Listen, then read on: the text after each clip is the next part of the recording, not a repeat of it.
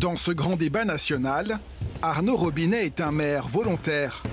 À un bémol près, son rôle d'organisateur, décrit dans la lettre du président Macron. J'ai lu attentivement le paragraphe sur le rôle des maires. Et donc ce débat, il est à l'initiative du président de la République et du gouvernement. Il n'est pas à l'initiative des maires. Je prends ça avec beaucoup de plaisir, en tout cas, d'entendre le président aujourd'hui dire qu'il a besoin des maires et qu'il faut compter sur les maires comme des relais et comme des élus. Derrière ça, je dis attention, on ne peut pas tout demander aux maires non plus, parce qu'il y a d'autres représentants du peuple. Et notamment les députés, aujourd'hui totalement coupés de la réalité du terrain selon l'édile.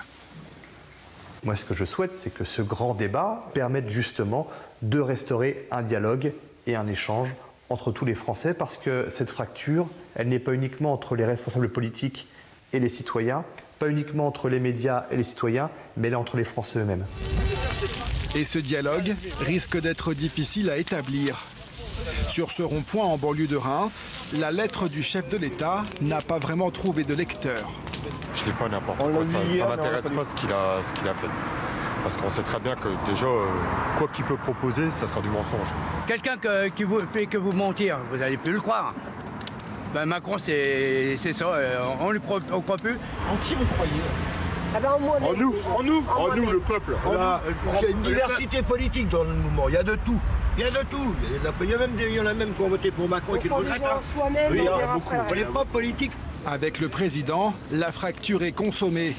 La majorité des Gilets jaunes, ici, ne souhaite pas prendre part au débat, mais aurait pourtant de quoi remplir les cahiers de doléances. On n'arrête pas de les dire, les revendications. On dit toujours qu'on n'en a pas, on n'arrête pas de les dire. On parle du pouvoir d'achat, on parle de revoir les institutions. Maintenant, on n'a plus qu'un président de la République qui dirige tout. Le Sénat n'a aucun pouvoir. L'Assemblée nationale, l'opposition n'a aucun pouvoir. Et la majorité, elle suit ce que dit le président de la République. Autant supprimer les deux assemblées. On gagnera de l'argent. Pourquoi le peuple n'aurait pas le droit de parler? Ben non, nous on est RIC et après voilà. Je vous dis, je l'ai écrit derrière mon dos. RIC, rond-point Tinois. Ils nous donnent le RIC, on quittera le rond-point. Pas de RIC, on quittera pas le rond-point. En attendant la tenue des débats, la ville de Reims a disposé depuis la fin de semaine dernière des urnes en mairie annexe et à l'hôtel de ville. Donc alors moi c'était Gilets jaunes, j'estime qu'on aurait dû le faire nous-mêmes, avoir des cahiers de doléances à chaque QG et après les centraliser puis les envoyer soit dans les mairies ou dans les préfectures.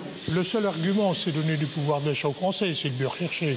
Pour donner du pouvoir d'achat aux Français, c'est réduire les impôts. Pour réduire les impôts, il faut réduire les dépenses. Pour réduire les dépenses, j'ai plein d'idées.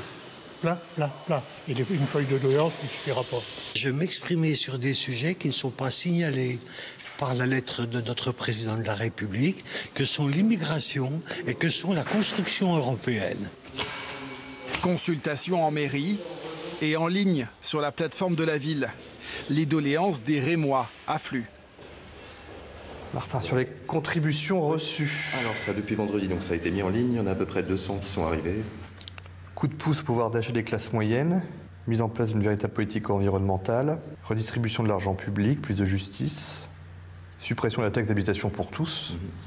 Derrière, le gros travail sera de thématiser, entre guillemets, l'ensemble de ces contributions et puis de faire des propositions qui intéressent, je dirais, la majorité des Françaises et des Français.